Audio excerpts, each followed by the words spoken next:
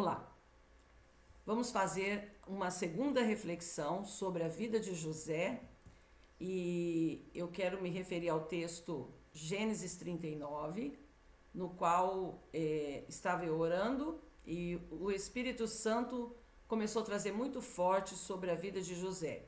Isso já tem uma semana e ministrei na congregação no qual o Senhor tem confiado nas minhas mãos. E eu não poderia deixar de compartilhar essa palavra, porque eu entendo em Deus que o Senhor ele quer alertar a sua igreja. Mas vamos lá. Gênesis 39 vai falar que José ele foi levado ao Egito, a terra do seu propósito, por uma caravana de ismaelitas. Chegando lá, ele é vendido como escravo. Potifar, então, leva José para sua casa, entrega tudo nas mãos dele. A Bíblia diz que, se você pode ler o capítulo 39, que Potifar via que o Senhor era com ele. Então ele achou graça aos olhos de Potifar, a ponto de Potifar entregar tudo nas mãos dele. E diz a palavra que ele nada sabia do que estava com ele, lá no verso 6, a não ser do pão que comia. E José era formoso de porte e de semblante. Quando eu estava lendo isso, o Espírito Santo trouxe o seguinte: quando a aparência, ou melhor, quando a essência é maior do que a aparência. José, ele já tinha um diferencial entre os seus irmãos. Ele era diferente. Mas o que quer dizer diferente? É porque ele era bonito? É porque ele era formoso? Não. José tinha uma postura que, ao longo da sua caminhada, nós vemos um amadurecimento desse jovem, que aos 17, 18 anos está lá no seio da sua família, é retirado, passa por esse processo. E nós vemos que então ele está com os pés na terra da promessa. Mas os desafios são inevitáveis. Assim como lá com Josué, quando ele manda os 2 espias, eles veem que a terra é boa, eles veem os frutos daquela terra, porém tem gigantes. E assim, queridos, nós vamos nos deparar com esses gigantes, nós vamos nos deparar com os inimigos que tentam roubar, tirar aquilo que já é nosso por direito. Então, José, diz a palavra, que ele era formoso de porte e de semblante. Satanás, vendo que ele era alguém que mostrava um diferencial, ele usa uma estratégia para roubar José do propósito.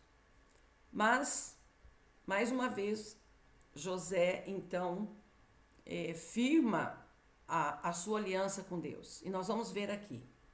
A primeira estratégia de Satanás. Toda pessoa que tem uma intimidade com Deus, toda pessoa que tem um relacionamento com Deus verdadeiro, a primeira coisa que Satanás quer roubar é a intimidade sua com o Senhor. E eu creio que José, diante da postura dele, ele era um homem que tinha uma certa intimidade, uma aliança com o Senhor. E qual foi a proposta, pastora, desse inimigo? A primeira proposta é que ele está dentro daquela casa e ali está a mulher de Potifar. E qual a proposta que ela faz para ele? Deita-te comigo, lá no verso 7. Eu estou otimizando aqui, né, para a gente poder correr um pouquinho aqui com a mensagem. Quando ela faz essa proposta, porque ao deitar-se com a mulher de Potifar, ele estava trocando a intimidade dele com Deus para uma intimidade com Satanás, porque ele estaria então infringindo princípios dentro daquela casa. E é isso que o inimigo quer roubar, Ele quer tirar você dessa intimidade, ele quer roubar você desse relacionamento com o Senhor, e ele faz propostas. Ele traz, ele apresenta algo que aparentemente parece melhor do que aquilo que você está vivendo. Ele é estrategista. Você sabe disso, que Satanás ele é estratégico, porque ele quer roubar a sua intimidade, então ele oferece uma outra intimidade a ponto de você então ceder à sua carne. Mas a gente vê aqui que José ele recusou. Diz a palavra no 8, porém ele recusou. E disse a mulher do seu senhor: eis que o meu senhor não sabe do que há em casa comigo. E entregou em minha mão tudo o que tem. Ninguém há maior do que eu nesta casa, e nenhuma coisa me vedou, senão a ti. Ora, olhando esse texto, eu posso ter aí uma visão que José ele já tinha sido instruído pelas gerações antepassadas de como foi lá no Jardim do Éden. Deus deu tudo para Eva e Adão e disse: dessa árvore você não coma. Então, acredito eu que dentro desse contexto que José estava, ele observou: olha, eu tenho tudo, mas em você eu não posso tocar. E pelo que a Bíblia fala aqui, eis que o meu Senhor não sabe o que há em casa comigo. Entregou em minha mão tudo que tem. Ninguém é maior do que eu nesta casa, e nenhuma coisa me vedou, senão a ti. Eu entendo aqui que houve uma conversa, houve uma orientação ali para José. E José pegou, José agarrou a oportunidade que ele estava ali naquela terra. Então, nós precisamos entender que é importante nós observarmos as estratégias do inimigo. Só que o inimigo ele é insistente. Quando ele não consegue, ele vai insistir. Porque assim como uma boa conversa, né? Uma boa conversa, um bom argumento, quando a pessoa ela tem uma mente fraca e uma mente que não é firmada nos princípios bíblicos, facilmente o inimigo rouba, facilmente o inimigo ele envolve. Então a palavra diz que aqui e aconteceu que falando ela cada dia José. Tem outras traduções que fala todo dia ela falava a José. Então a insistência. Primeiro ponto é a proposta. Ele quer trocar a sua intimidade com Deus para que você tenha uma intimidade com Ele. Ou seja, você receba dele, né, do inimigo, do adversário das nossas almas e peque a ponto de você então trocar a verdadeira intimidade com o Senhor. A segunda é a insistência, né? A insistência é algo que a gente às vezes não percebe, mas o inimigo ele vai sutilmente, né? Todo dia falando. Se você não tem uma mente firme, se você não tem uma mente direcionada, uma mente posicionada, facilmente ele ganha a sua mente. Então, nós vemos aqui o segundo ponto, que José era um homem que tinha uma mente firmada nos princípios da palavra de Deus. Ele não se deixou levar por aquela insistência. Ele não colocou a sua formosura, ele não colocou o seu porte, o seu semblante, que diz aqui que era muito bonito, era muito formoso, em jogo. Porque a essência que José tinha era muito maior do que tudo isso. E aí nós precisamos observar, né? Precisamos observar. E o terceiro ponto, nós vamos falar aqui desse terceiro ponto, que é a calúnia, a difamação, a distorção dos fatos. Então, Satanás, ele faz uma proposta. É o primeiro passo. Cabe a nós observarmos essas propostas e analisarmos se vale a pena. O segundo é insistência.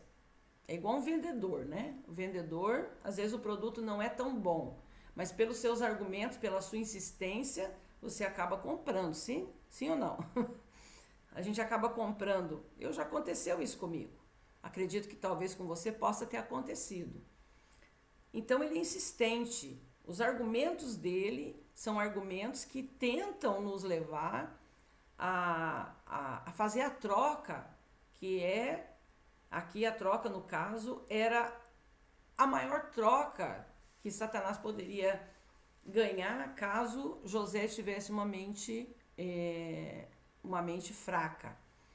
E o terceiro, quando ele não consegue, ele distorce os fatos, né? Ele distorce os argumentos e foi o que ela fez. Distorceu tudo que ela havia feito, dizendo que era José. E aqui nós vemos que ele pagou um alto preço por isso. E toda vez que eu e você resistimos ao inimigo, a palavra diz, resistir e ele fugirá de vós.